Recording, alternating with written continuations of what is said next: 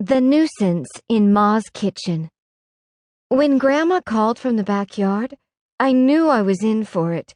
She was using her "would you look at this" voice, which usually meant I was responsible for something. "What, Grandma?" I asked, once I reached the spot where she was hanging up the washing. "Would you look at this?" she asked.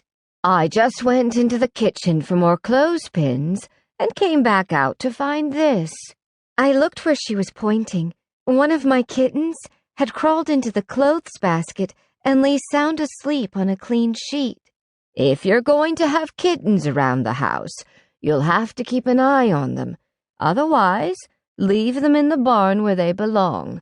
It's hard enough to wash sheets once without doing them over again." Grandma headed toward the house with the soiled sheet, and I took the kitten back to the barn.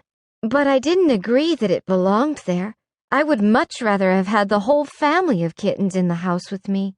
Later, I mentioned this to Grandma. "I know," she said.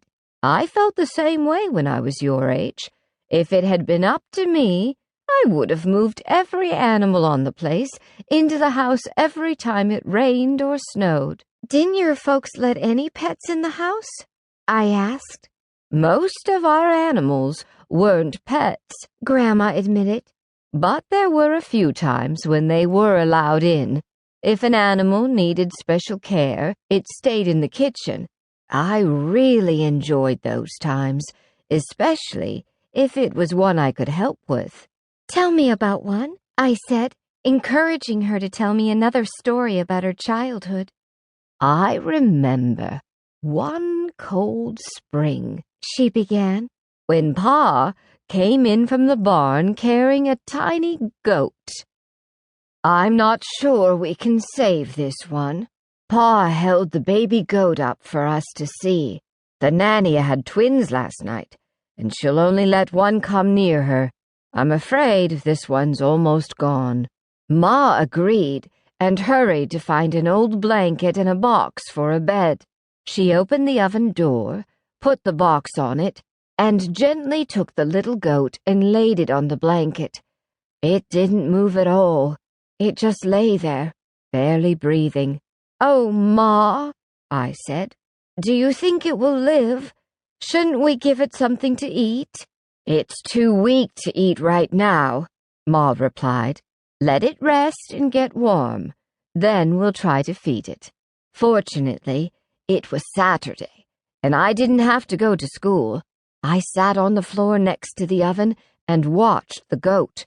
Sometimes it seemed as though it had stopped breathing, and I would call Ma to look. "It's still alive," she assured me. "It just isn't strong enough to move yet. You wait there and watch if you want to, but don't call me again unless it opens its eyes." When Pa and my brothers came in for dinner, Reuben stopped and looked down at the tiny animal. "Doesn't look like much, does it?" I burst into tears. "It does so," I howled. "It looks just fine. Ma says it's going to open its eyes. Don't discourage it." Reuben backed off in surprise, and Pa came over to comfort me. Now, Reuben wasn't trying to harm that goat. He just meant that it doesn't look like a whole lot. I started to cry again, and Ma tried to soothe me. "Crying isn't going to help that goat one bit," she said. "When it gets stronger, it will want something to eat. I'll put some milk on to heat while we have dinner." I couldn't leave my post long enough to go to the table, so Ma let me hold my plate in my lap. I ate dinner watching the goat.